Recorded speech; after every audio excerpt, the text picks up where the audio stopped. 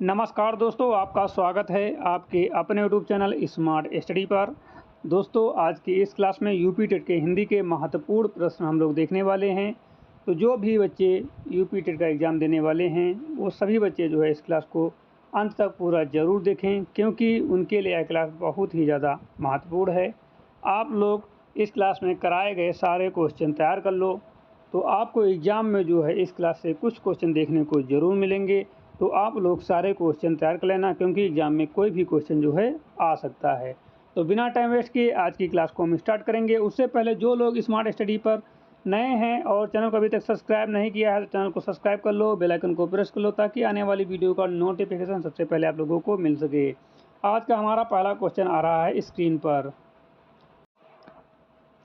पहला क्वेश्चन है, गोरी सोवे सेज पर मुखपट डारे केस, चल खुसरो अपने घर, रैन भैचौ देश। यह प्रसिद्ध पंक्ति अमीर खुसरो ने किसकी मृत्यु पर कही थी? ऑप्शन है अलाउद्दीन खिलजी, ऑप्शन बी है कुतुबुद्दीन मुबारक शाह, ऑप्शन सी हजरत निजामुद्दीन औलिया और ऑप्शन डी है मोइनुद्दीन चिश्ती। तो इसका सही जवाब बच्चों क्या होगा? देखो, जब अमीर खुसरो के सूफी गुरु हजरत निजामुद्दीन औलिया का निधन हुआ, तब उनके वियोग में जो है खुसरो ने यह प्रसिद्ध दोहा कहा था। इसके तुरंत बाद खुसरो ने भी प्राण त्याग दिए थे। यह हिंदी साहित्य के आदिकाल की एक अत्यंत भावुक घटना है। तो ऑप्शन नंबर जो है इसका सी बिल्कुल सही जवाब है। सी बिल्कुल सही जवाब है। चलेंगे क्वेश्चन नंबर 2 पर। बच्चों, क्वेश्चन नंबर 2 है, महत्वपूर्ण क्वेश्चन है कि आचार्य रामचंद्र शुक्ल ने हिंदी साहित्य के वीर गाथा काल की सीमा क्या मानी है? ऑप्शन है संवत 1050 से 1375, और ऑप्शन बी है संवत 1375 से 1700 विक्रम, और ऑप्शन सी है संवत 1700 से 1900, ऑप्शन डी है संवत 1000 से 1350। तो बच्चों, इसका जो सही जवाब है ऑप्शन नंबर ए, संवत 1050 से 1375 विक्रमी। ऑप्शन नंबर ए बिल्कुल सही जवाब है। आचार्य रामचंद्र शुक्ल ने अपने हिंदी साहित्य का इतिहास 1929 में काल विभाजन करते हुए वीर गाथा काल आदिकाल यानी कि वीर गाथा काल को आदिकाल की समयावधि संवत 1050 से 1375 विक्रमणी यानी कि सन 913 ईस्वी से 1318 ईस्वी माना है। तो ऑप्शन नंबर ए बिल्कुल सही जवाब है। जो 1375 से 1700 है यह भक्ति काल की अवधि है। 1375 से 1700 यह भक्ति काल की अवधि है, और 1700 से 1900 जो है रीत काल की अवधि है। ठीक है, 1700 से 1900 जो है ये रीत काल की अवधि है। ठीक है, तो सही जवाब है option number A. Question number 3 है, निम्नलिखित में से कौन सा कवि अष्टछाप का कवि नहीं है? ऑप्शन ए है कुंभन दास, ऑप्शन बी है सूरदास, ऑप्शन सी है कृष्णदास, और ऑप्शन डी है सुंदर दास।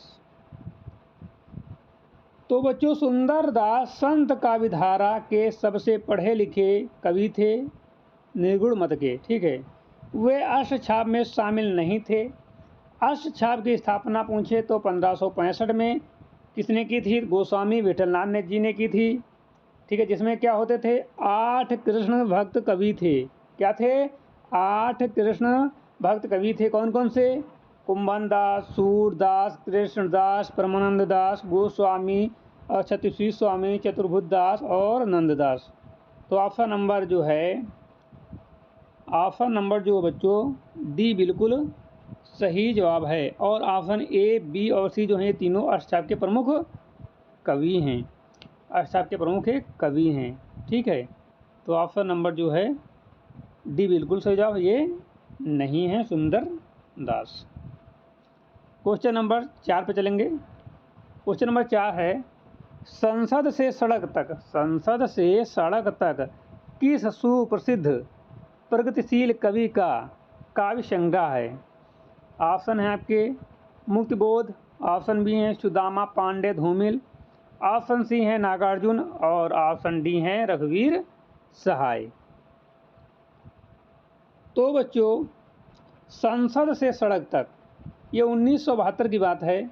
1972 में जो है समकालीन कविता के प्रमुख कवि सुदामा पांडे धूमिल का प्रसिद्ध क्या था, काव्य संग्रह है। इसमें भारतीय लोकतंत्र और मोह भंग की तीखी कविताएं हैं।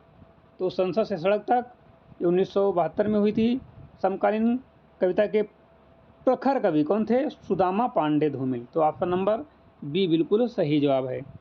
और ऑप्शन नंबर इसमें ए जो है मुक्तिबोध, ये इनकी रचना चांद का मुंह टेढ़ा है। और नागार्जुन जो है इनकी प्रसिद्ध रचना युगधारा और सतरंगे पंखों वाली हैं। और ऑप्शन नंबर डी की बात करेंगे रघुवीर सहाय, ये जो है इनकी रचना लोग भूल गए की है। ठीक है, तो ऑप्शन नंबर बी बिल्कुल सही जवाब है। क्वेश्चन नंबर 5 पे चलते हैं। क्वेश्चन नंबर 5 है, हिंदी की बघेली बोली का विकास अपभ्रंश के किस रूप में हुआ है। ऑप्शन है शौरसेनी अपभ्रंश, ऑप्शन बी है मगधी अपभ्रंश, ऑप्शन सी है अर्धमगधी अपभ्रंश और ऑप्शन डी है पैशाची अपभ्रंश। तो 5 का जो सही जवाब हो जाता है, 5 का ऑप्शन नंबर सी अर्धमगधी। पूर्व हिंदी उपभाषा का विकास अर्धमगधी अपभ्रंश से हुआ है। पूर्वी हिंदी के अंतर्गत 3 बोलियां आती हैं, जैसे अवधी हो गई, बघेली हो गई और छत्तीसगढ़ी। याद रखने की ट्रिक इसमें होती है, ठीक है, क्या ABC करके होती है। जैसे कि आपको शौरसेनी अपभ्रंश, इसमें जो है पश्चिमी हिंदी राजधानी और गुजराती का विकास हुआ है ऑप्शन नंबर ए के अनुसार। और ऑप्शन नंबर बी मगधी अपभ्रंश क्या है, इससे बिहारी हिंदी भोजपुरी मैथिली मगही और बंगाली उड़िया का विकास हुआ है। ऑप्शन नंबर डी में क्या है पैशाची अपभ्रंश, इससे जो है लहंदा और पंजाबी का विकास माना जाता है। ठीक है, तो इसका सही जवाब हो जाता है ऑप्शन नंबर सी अर्धमगधी। याद रखने की ट्रिक क्या है, अवधी बघेली और छत्तीसगढ़ी। क्वेश्चन नंबर 6 है, प्रत्युत्पन्नमति शब्द का सही संधि विच्छेद क्या होगा। प्रत्युत्पन्नमति शब्द का सही संधि विच्छेद क्या होगा। तो 6 का जो सही जवाब हो जाएगा प्रति प्लस उत प्लस पन्न प्लस मति हो जाएगा। ऑप्शन नंबर बी बिल्कुल सही जवाब। ठीक है, क्वेश्चन नंबर चलेंगे 7 पर। 6 था ना, 7 पर चलेंगे। 7 है, सशस्त्र प्रवीण शब्द में कौन सा समास प्रमुख है। सशस्त्र प्रवीण शब्द में कौन सा समास जो है प्रयुक्त है। अविभाव समास, अधिकरण तत्पुरुष समास, आपादान तत्पुरुष समास या बहुब्रीहि समास। तो 7 का जो सही जवाब हो जाता है अधिकरण तत्पुरुष समास है, बी बिल्कुल सही जवाब है। सशस्त्र प्रवीण का विग्रह करने पर सशस्त्र में प्रवीण निपुण बनता है। यहाँ में जो है विभक्ति चिन्ह का लोप हुआ है, जो कि अधिकरण कारक का चिन्ह है, इसलिए यहाँ अधिकरण तत्पुरुष होगा। अविभाव कहाँ होता है, इसमें प्रथम पद अवयव होता है जैसे यथाशक्ति। अपादान तत्पुरुष, इसमें अलग होने का भाव होता है जैसे ऋण मुक्त। और बहुब्रीहि समास, इसमें कोई तीसरा विशिष्ट अर्थ निकलता है। तो ऑप्शन नंबर बी बिल्कुल सही जवाब है। क्वेश्चन नंबर चलेंगे 8 पर। उसने खा लिया होगा, उसने खा लिया होगा, यह वाक्य काल और अर्थ की दृष्टि से किस प्रकार का है। उसने खा लिया होगा, यह वाक्य काल और अर्थ की दृष्टि से किस प्रकार का है। आज्ञावाचक वाक्य, संदेहवाचक वाक्य, संकेतवाचक वाक्य या विस्मयवाचक वाक्य। तो 8 में बच्चों ये अर्थ जो होता है संदेहवाचक होता है। अर्थ के आधार पर जो वाक्य के 8 भेद होते हैं। कितने होते हैं, 8 भेद होते हैं। जिस वाक्य में कार्य के होने में संदेह या संभावना प्रकट हो वहाँ संदेहवाचक वाक्य कहते हैं। और यहाँ खा लिया होगा ये निश्चितता नहीं बल्कि संदेह का बोध का हो रहा है। ठीक है, और ऑप्शन नंबर ए जो है इसमें कह रहा आज्ञावाचक, जिससे आदेश का बोध हो जैसे तुम खाओ। और संकेतवाचक वाक्य वह होता है जहाँ एक क्रिया दूसरी पर निर्भर हो, जैसे यदि पढ़ोगे तो पास होगे, तो संकेतवाचक हो गया। और ऑप्शन नंबर डी जो है विस्मयवाचक, इसमें जो है इसमें क्या होता है, जिससे आश्चर्य, शोक आदि प्रकट हो वहाँ विस्मय बोधक होता है या वाचक होता है। तो ऑप्शन नंबर बच्चों यहाँ पर जो है बी बिल्कुल सही जवाब है, संदेह वाचक।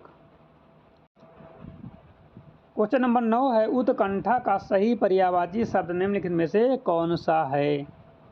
ऑप्शन ए है कौतूहल, ऑप्शन बी है लालसा, ऑप्शन सी है प्रमाद, ऑप्शन डी है विरक्ति।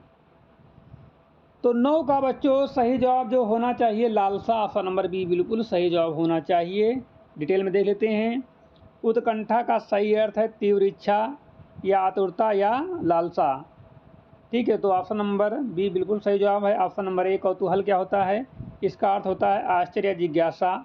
और प्रमद इसका अर्थ होता है अत्यधिक आनंद या मद होता है। ठीक है, और विरक्त इसका अर्थ क्या होता है, इसका अर्थ होता है विरक्त का उदासीनता या वैराग्य होता है, या क्या होता है, या उत्कंठा का विलोम जैसा है। ठीक है, तो ऑप्शन नंबर बी बिल्कुल सही जवाब है। क्वेश्चन नंबर 10 है, निम्नलिखित में से तत्सम तद्भव का कौन सा युग्म जो है त्रुटि पूर्ण यानी कि गलत है।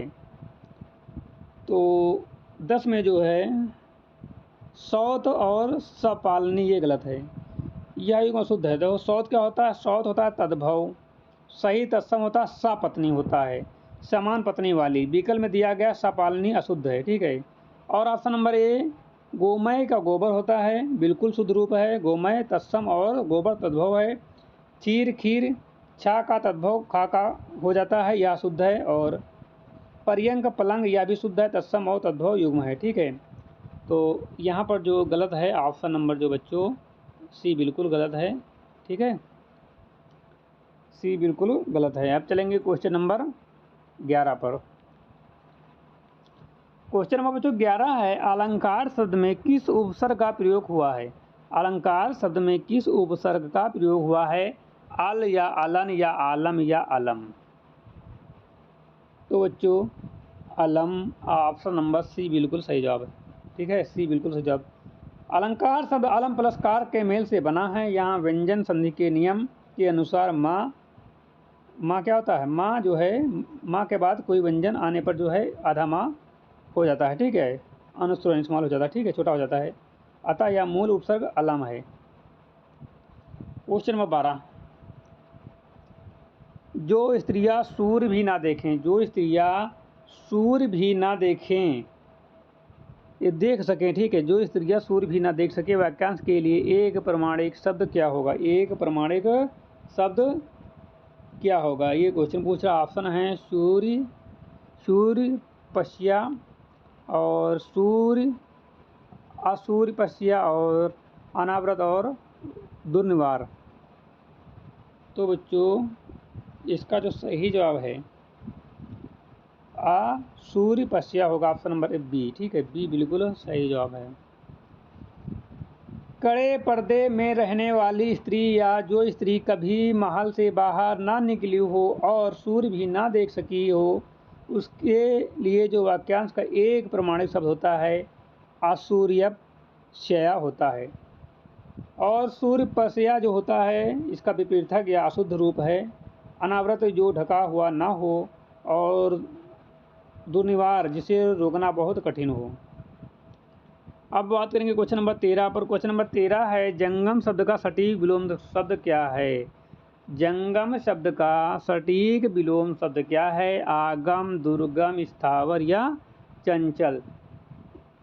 जंगम शब्द का सटीक विलोम शब्द क्या है। तो 13, जंगम का अर्थ होता है जो चल सकता है, चलयमान। इसका सटीक विलोम स्थावर होगा, जिसका अर्थ होता है जो एक ही स्थान पर स्थित रहे, अचल। यह प्रश्न जो परीक्षाओं में सर्वाधिक पूछा जाता है। तो बच्चों आप लोग इसको जो है इम्पोर्टेंट मानकर नोट कर लो। ठीक है, इम्पोर्टेंट मानकर नोट कर लो, इसको याद रखना। ठीक है, 13 बहुत इम्पोर्टेंट क्वेश्चन है। और आगम का मतलब होता है जहाँ जाना संभव न हो, और दुर्गम का मतलब होता है जहाँ जाना कठिन हो, और चंचल का मतलब होता है अस्थिर।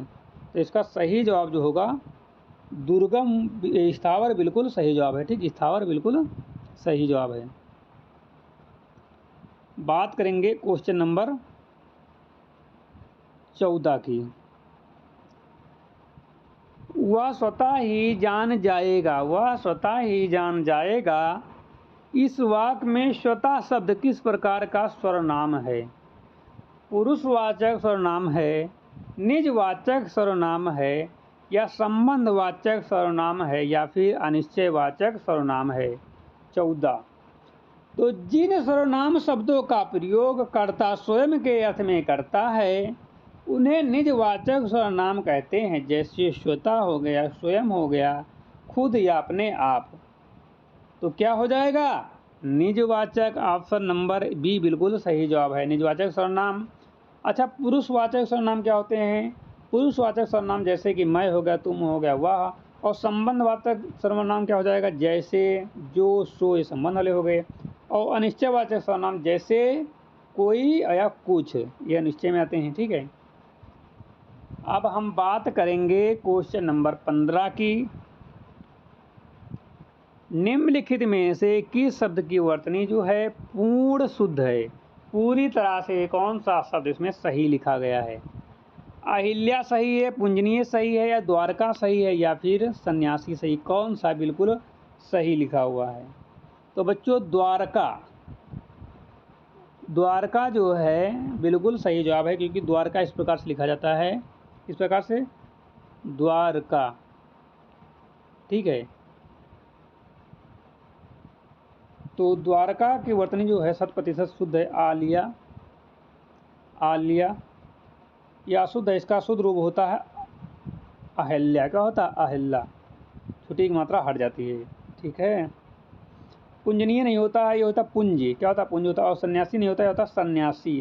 अन की बिंदी लग जाती है, सन्यासी। देखो सन कहाँ हो गया? सन्यासी। ये सन, ये वाला होता सन्यासी। ठीक है, अगला क्वेश्चन 16 नंबर। व्याकरणिक दृष्टि से दही शब्द किस लिंग के अंतर्गत आता है? स्त्रीलिंग, पुल्लिंग, उभयलिंग या नपुंसक लिंग?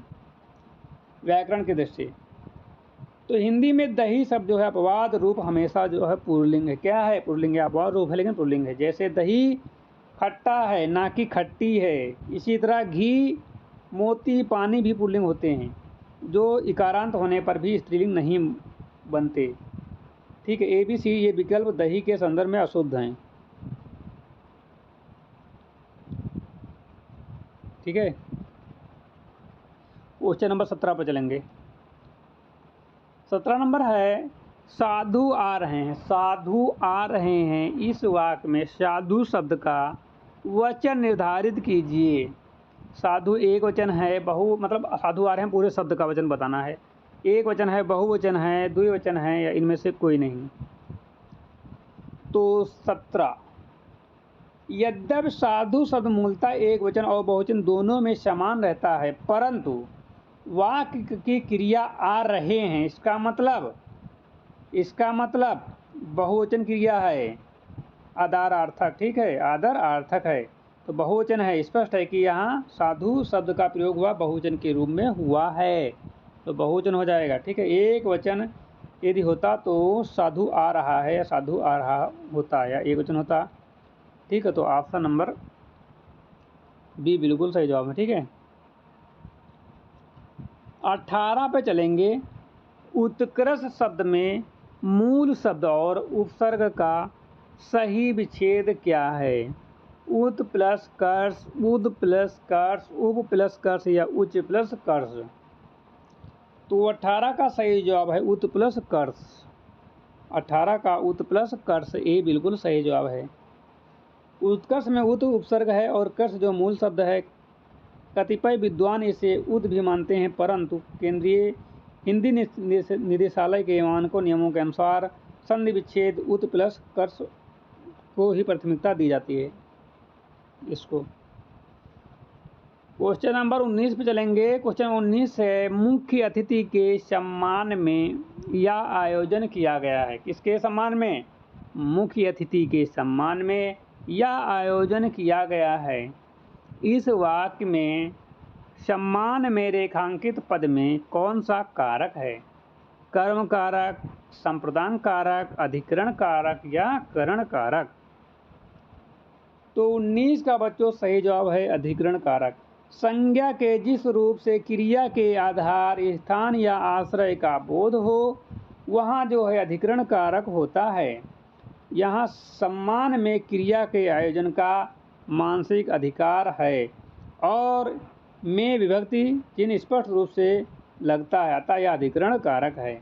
ऑप्शन नंबर सी बिल्कुल सही जवाब है। क्वेश्चन नंबर 20 पे चलते हैं। क्वेश्चन नंबर 20 है, क्रिया के जिस रूपांतरण से वाक्य में कर्ता की प्रधानता का बोध हो उसे क्या कहते हैं? कर्मवाची, भाववाची, कृतवाची या क्रिया विशेषण। तो वाच्य के 3 भेद होते हैं। जब वाक्य की क्रिया का संबंध सीधे कर्ता से हो तो उसे कृतवाच्य कहते हैं। कर्मवाच्य जहाँ कर्म की प्रधानता हो, भाववाच्य जहाँ भाव क्रिया के भाव की प्रधानता हो। तो यहाँ पर क्या है? कर्ता का संबंध किससे है? क्रिया का संबंध किससे है? कर्ता से, तो कृतवाच्य हो जाएगा।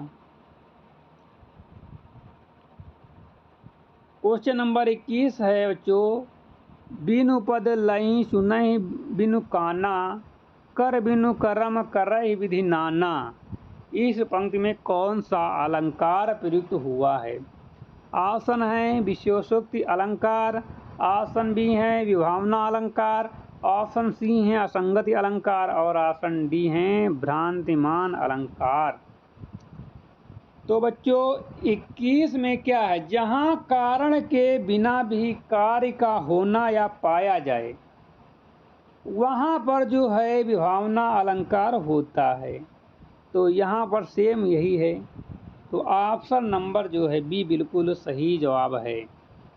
ठीक है, बी बिल्कुल सही जवाब। इस पंक्ति में जो पैर के बिना चलना, बिनु पद चलई और कान के बिना सुनना, सुनई बिनु काना वर्णित है, अर्थात कारण गायब है फिर भी कार्य हो रहा है। ऑप्शन ए जो है विशेष युक्ति है, इसका उल्टा होता है कारण होने पर भी कार्य ना होना। असंगत जहाँ कारण कहीं और हो और कार्य कहीं और हो। तो ऑप्शन नंबर बच्चों बी बिल्कुल सही जवाब है।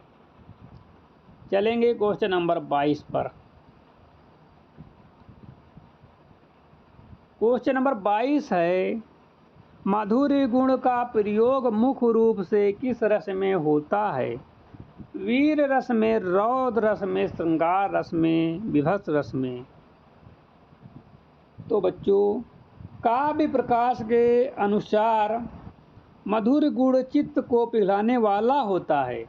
यह मुख्य रूप से श्रृंगार रस विशेषकर जो है विप्लव का या वियोग, करुण रस और शांत रस में पाया जाता है। तो यहाँ पर श्रृंगार रस हो जाता है। क्वेश्चन नंबर 23 है, मात्रा गणना के नियम के अनुसार यदि किसी वर्ण के ऊपर अनुस्वार यानी कि ये लगा हो तो उस वर्ण को कितनी मात्राएं दी जाती हैं? 1 मात्रा लघु, 2 मात्राएं गुरु, 3 मात्राएं विलुप्त या डी शून्य मात्रा। तो बच्चों 23 का सही जवाब हो जाता है 2 मात्राएं गुरु। छंद शास्त्र के नियमानुसार अनुस्वार से युक्त वर्ण हमेशा गुरु यानी कि गुरु को क्या बोलते हैं? भारी, मतलब बड़ा मानते हैं, माना जाता है।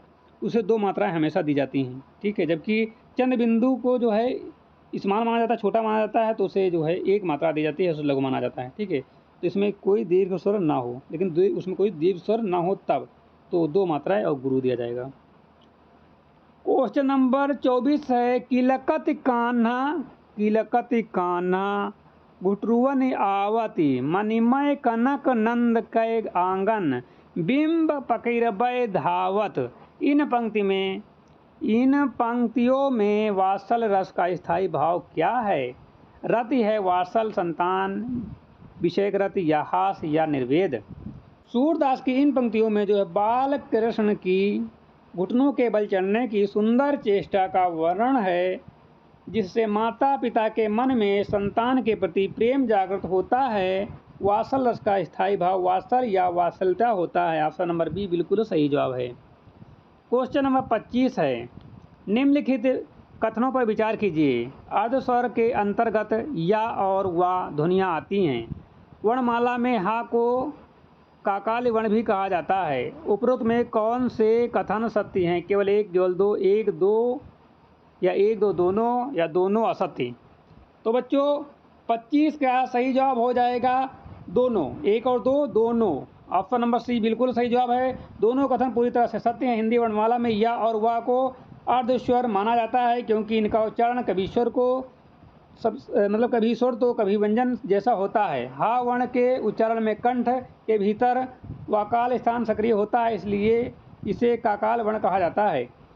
बच्चों बात करेंगे क्वेश्चन नंबर 26 की। क्वेश्चन नंबर 26 है अभिधा लक्षणा और व्यंजना का संबंध व्याकरण काव्य में किससे है? काव्य दोष से, छंद के करचरणों से, छंद शक्तियों से या अलंकार के वर्गीकरण से? तो बच्चों 26 में शब्द के अर्थ को व्यक्त करने वाले व्यापार को शब्द शक्ति कहते हैं। ये 3 प्रकार की होती हैं। अभिधा सीधा अर्थ या वाच्यार्थ, लक्षणा लक्षणों पर आधारित अर्थ, और व्यंजन व्यंग या छिपा हुआ विशिष्ट अर्थ। तो ऑप्शन नंबर सी बिल्कुल सही जवाब है, शब्द शक्तियों से। क्वेश्चन नंबर 27 है पानी गए न उबरे मोती मानुष चून। इस पंक्ति में चून के संदर्भ में पानी का अर्थ क्या है? चमक, प्रतिष्ठा, जल या सफेदी? तो 27 में क्या होगा? रहीमदास जी के इस प्रसिद्ध दोहे में चून यानी कि आटा या चूना के संदर्भ में पानी का सीधा अर्थ जो है जल है, क्योंकि बिना जल के आटे को गूथा नहीं जा सकता और चूना भी निष्क्रिय रहता है। और ऑप्शन नंबर ए जो चमक या मोती के संदर्भ में है, प्रतिष्ठा मनुष्य या मनुष्य के संदर्भ में है। ऑप्शन नंबर सी बिल्कुल सही जवाब है, जल। क्वेश्चन नंबर चलेंगे 28 पर। क्वेश्चन नंबर 28 जो है ये गद्यांश है 28 से 30 तक। निम्नलिखित काव्यांश को पढ़कर पूछे गए प्रश्नों के सही उत्तर चुनिए। ये क्या है? काव्यांश है कुछ भी बन बस कायर मत बन, ठोकर मार पटक मत माथा, तेरी राह रोकत पाहन ले देकर जीना क्या जीना, आंसू बहा बहा कर मरना मानव ने तुझको सींचा है, वहाँ युगों तक खून पसीना। ये आपका काव्यांश हो जाएगा। और इस क्वेश्चन है कवि के अनुसार मनुष्य को क्या नहीं बनना चाहिए? तो मनुष्य को कायर नहीं बनना चाहिए। ठीक है, क्या नहीं बनना चाहिए? कायर नहीं बनना चाहिए। काव्यांश की पहली पंक्ति स्पष्ट करती है कुछ भी बन मगर कायर मत बन। कवि मनुष्य को हर परिस्थिति में जो है साहसी बनाना चाहता है। ठीक है, साहस से सामना करने को कह रहे हैं, डरपोक या कायर बनने को नहीं कहा है। वो 29 नंबर है काव्यांश में प्रयुक्त पाहन शब्द का सही अर्थ और व्याकरणिक कोटि क्या है? तो 29 में है पत्थर, यानी कि संज्ञा दी गई है। क्या दी गई है? तेरी राह रोकते पाहन यानी कि पत्थर। वाक्य में पाहन का अर्थ है पत्थर या रुकावट, क्योंकि यह एक वस्तु पदार्थ का नाम है, इसलिए व्याकरण दृष्टि से संज्ञा शब्द है। और आज का हमारा लास्ट क्वेश्चन नंबर 30 है पटक मत माथा का इस वाक्यांश के संदर्भ में वास्तविक अर्थ क्या है? तो पटक मत माथा का अर्थ है कि संकट आने पर असहाय होकर रोना नहीं चाहिए या भाग्य के भरोसे बैठकर माथा नहीं पीटना चाहिए, बल्कि संघर्ष करना चाहिए। ऑप्शन नंबर बी बिल्कुल सही जवाब है। विपरीत परिस्थितियों के सामने घुटने टेकना या असहाय होकर भाग्य को ना कोसना। ऑप्शन नंबर बी बिल्कुल सही जवाब है। तो बच्चों आज की क्लास यहीं पर समाप्त होती है। आपको क्लास अच्छी लगी हो तो लाइक कर देना, चैनल पर नए हो तो सब्सक्राइब कर लेना, बेल आइकन को प्रेस कर लेना ताकि आने वाली वीडियो का नोटिफिकेशन सबसे पहले आप लोगों को मिल सके। तो बिना टाइम वेस्ट किए आज की क्लास को यहीं पर विराम देते हैं। मिलते हैं नई क्लास के साथ, तब तक के लिए जय हिंद।